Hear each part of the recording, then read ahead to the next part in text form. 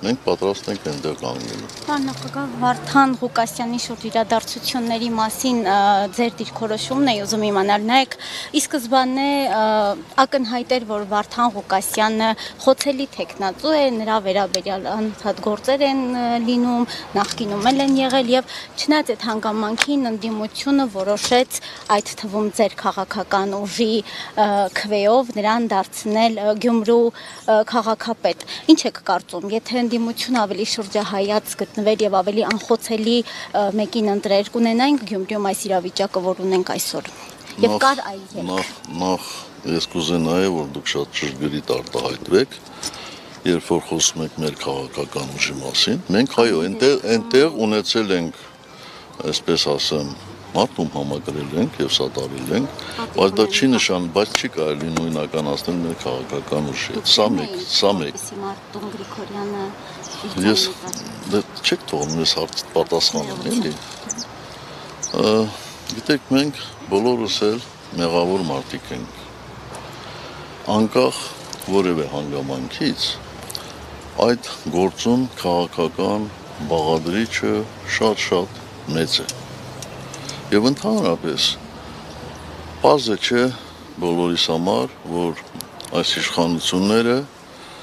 ունեն զրո հանդուրժողականություն այլակարգության հետ կապված։ Եվ նրանք ցանկացած գնով, ցանկացած միջոցներով լրացնում են, փորձում են լրացնել այլ կարծիք, այլ քաղաքական դիրքորոշում հայտնող մարդկանց։ Ընդհանուր միջև մեկուսացնել։ Այս պարագայում Վարդան Ղուկասյանը մեկուսացրել է։ Ինչ վերաբերում է ձեր հարցի երկրորդ մասը, ապա Վարդան Ղուկասյանը այնտեղ ընդդիմության շրջանակներում ամենաշատ քվե ստացած տեխնացու։ Մենք առաջերտին ոչ թե սատարել ենք Վարդան Ղուկասյանին, այլ մեր ժողովրդի այն հատվածին, որը քվեարկել է Վարդան Ղուկասյանի օգտին։ Բա ինչ անեինք ձեր կարծիքով։ Ժողովուրդը կարող է սխալվել, բայց կարծում եմ, այդպես եք, հիմա այդպես եք կարծում, հա։ Ոչ, ժողովուրդը չի կարող։ Ժողովուրդը չի կարող։ Ժողովուրդը չի կարող սխալվել։ Ժողովուրդը կարող է ինչ-որ պահի մոլորվել, ինչ-որ պահի տրվել պոպուլիստների հորդորներին, խոստումներին, բայց չի կարող սխալվել։ Չեք զղջում, որ կցանկանայիք, որ Վարդան Ղուկասյանի փոխարեն այլ ուժ այսօր Գյումրիում լիներ եւ այդ պարագայում կունենայիք այլ իրավիճակ։ Ես ընդհանրապես ցանկանում եմ, որ Հայաստանի ցանկացած համայնքում, ոչ միայն համայնքում, ցանկացած իշխանություն ունեցող մարդ լիներ ամենազնվագույնը։